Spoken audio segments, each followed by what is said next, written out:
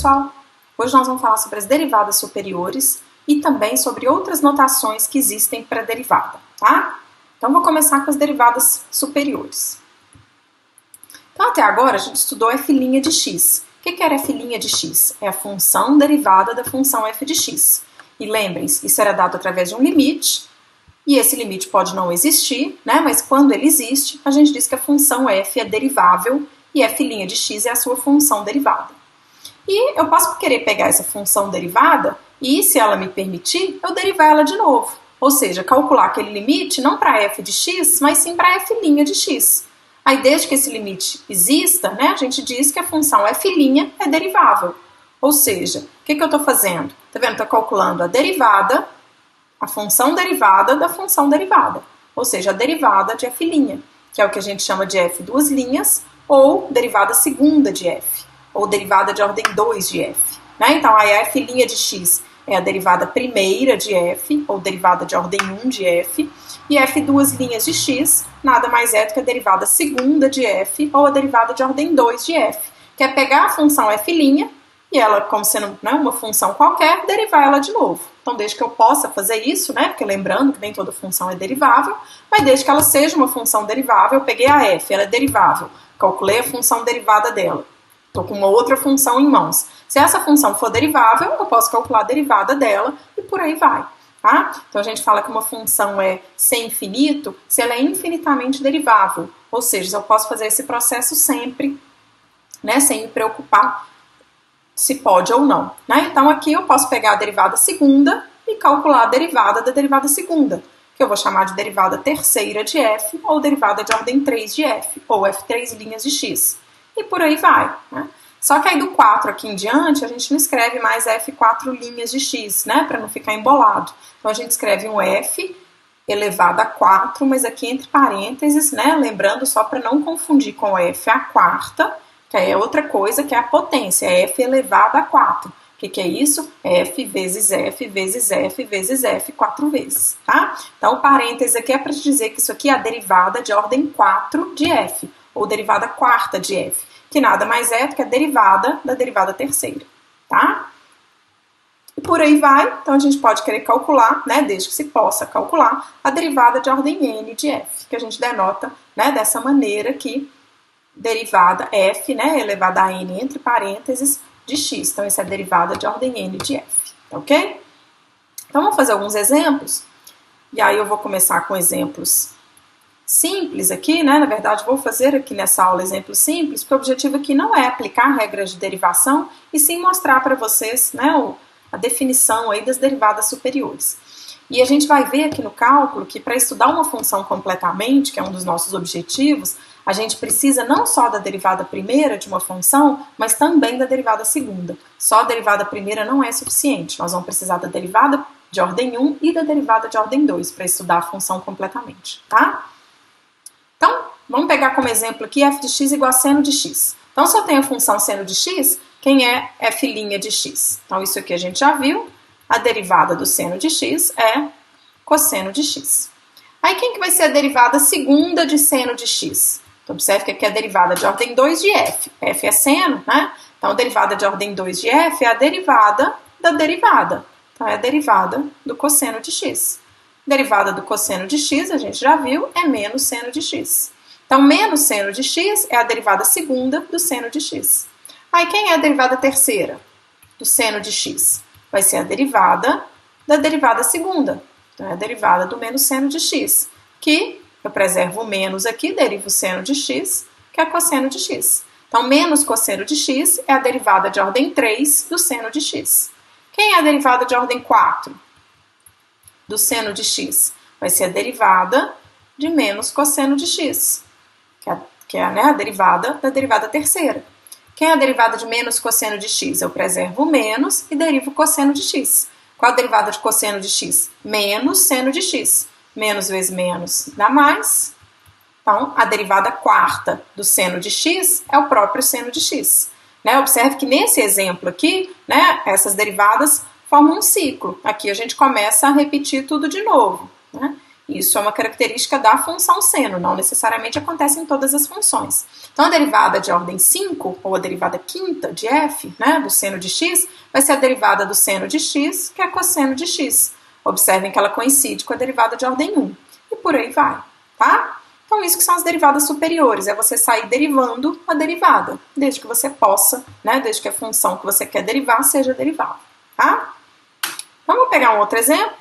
Só para a gente concluir essa parte aí de derivadas superiores. Então, se eu pego g de x igual 7x4. Então, peguei uma função polinomial, tá? E um polinômio aqui bem curtinho. Os polinômios também são funções do tipo sem infinito, ou seja, elas são infinitamente deriváveis. A gente pode derivar aqui a vida inteira, né? Sem parar. Quem é derivada de 7x4? Então, preservo 7, derivo x à quarta. Pela regra da potência, 4x3. Então, a derivada aqui vai ficar 28x3. Quem é a derivada segunda de 7x4? É a derivada da derivada. Então, é a derivada de 28x3, que vai ser eu preservo 28 e derivo x3, que é 3x2. Então, isso aqui vai dar 3 vezes 8, ali 24, vão 2, 84, né? Que é 3 vezes 28, x2. Quem é a derivada de ordem 3? De 7x4. É a derivada de 84x2. É a derivada da derivada segunda. Então, tá aqui. Eu preservo 84 e derivo x2, que é 2x. Então, o que que dá isso daqui? 168, né? Que é 2 vezes 84x. Quem é a derivada de ordem 4? De 7x4, né? Ou a derivada quarta de g. Vai ser a derivada de 168x, aqui já vou fazer direto, que é 168. Quem é a derivada de ordem 5 de g? Então, a derivada quinta aí de g é a derivada de 168, que é 0. Quem vai ser a derivada de ordem 6 de g? Derivada de 0, que é 0. Quem é a derivada de ordem 7? 0. Observem que daqui em diante, o que a gente pode, né, argumentar? Que a derivada de ordem n, o que a gente pode afirmar, né, na verdade, que a derivada de ordem n de g é igual a 0 para todo n maior ou igual a 5. Do 5 em diante, as derivadas todas se anulam, que vai dar derivada de 0 sempre, né? Isso acontece com toda função polinomial, né? Porque observem que ao derivar 7x4, a gente cai no outro polinômio de grau 3. Ao derivar esse polinômio de grau 3, eu vou cair no polinômio de grau 2. Você vai só, a cada derivada, você diminui 1 grau, se eu estou na função polinomial, né? Você vai ter um outro polinômio de grau 1 a menos. Então, uma hora, você chega no polinômio constante, cuja derivada é 0, e aí daí em diante tudo é 0, tá? Então, aqui não tem um comportamento cíclico, igual do seno, mas tem um comportamento particular do polinômio, né? Que o seu polinômio é de grau n, a partir da derivada n mais 1, tudo é sempre 0, ok? Então, agora vamos falar das outras notações que a gente tem para derivada, né, que podem ser úteis aí para vocês também. Até agora, a gente viu essa notação aqui, né, a nossa notação usual aí para f' de x, é a derivada, a função derivada de f de x. E essa notação no cálculo 1, ela é ótima, né, aqui a gente não tem dúvida que eu estou derivando a função f com relação à variável x, porque no cálculo 1 a gente só trabalha com funções de uma variável. Então, a única variável que eu tenho, né, para calcular a taxa de variação é com relação à variável x, porque é a única que existe.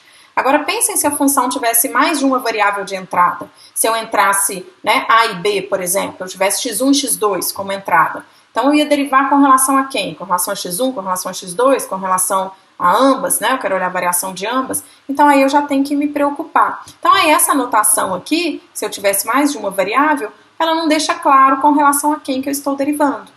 Agora, aí por isso que a gente adota uma outra notação, que é essa daqui, df dx. Então, aqui apesar de ter um símbolo de quociente, mas não entendo isso aqui não é df dividido por dx, né? Então, isso aqui é derivada de f com relação a x. Que aí aqui fica claro, observe que não tem a linha mais, e aqui está te dizendo o d de derivada, tá? Então, derivada de f na variável x. Aqui em cima é quem você está derivando, e embaixo é sempre com relação a quem, a qual variável que você está derivando. Tá? Então, essa é uma notação muitíssimo utilizada para funções de várias variáveis. Aí tem que ser essa, já não cabe mais a linha. Tá?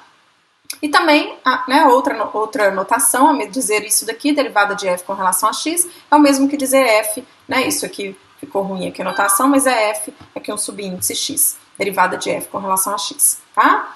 Então, a gente tem essas derivadas para as outras derivadas também. Aqui, antes de chegar nas derivadas segundas, eu só coloquei porque muitas vezes a gente usa, né, o y como sendo a variável de saída, né, ou seja, o x está no domínio, o y é a imagem, né, ou seja, a imagem de x pela função f. Então, ao invés de f' de x, a gente usa y' de x, mas às vezes a gente nem escreve, mas é o y', e ao invés de df dx, a gente escreve dy dx, tá? Então, isso daqui e isso, desde que o y seja igual a f de x, é a mesma coisa. Então, isso aqui é a derivada de y com relação a x, ok? E aí, quando a gente quer a derivada num ponto, eu não quero f' de x, mas eu quero especificar a derivada num determinado ponto, que a gente chamava, né, até então, de f' de a gente pode denotar assim, ó, é a derivada de f com relação a x no ponto x igual a a, tá? Aí é a derivada no ponto. E aí a gente tem, como eu disse, o mesmo, né, a mesma notação para as derivadas superiores que a gente acabou de ver. Quem é a f duas linhas de x? É a derivada com relação a x da f'. Lembra, isso aqui é f'. Então, f duas linhas de x, de novo, eu estou derivando sempre com relação a x. Então, é a derivada com relação a x da derivada de f com relação a x. Aqui fica claro, né, com relação a quem que eu estou derivando.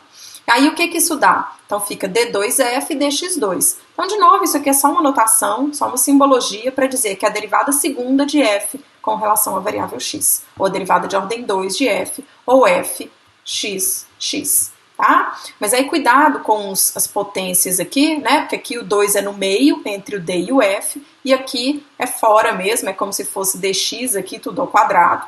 Mas não é dx vezes dx, tá vendo? Vem daqui, ó, da derivada com relação a x, da derivada de f com relação a x. Então, aqui fica um d2f e aqui fica um dx dx, que a gente escreve dx2, ok? Mas não é produto nem nada, é só uma notação.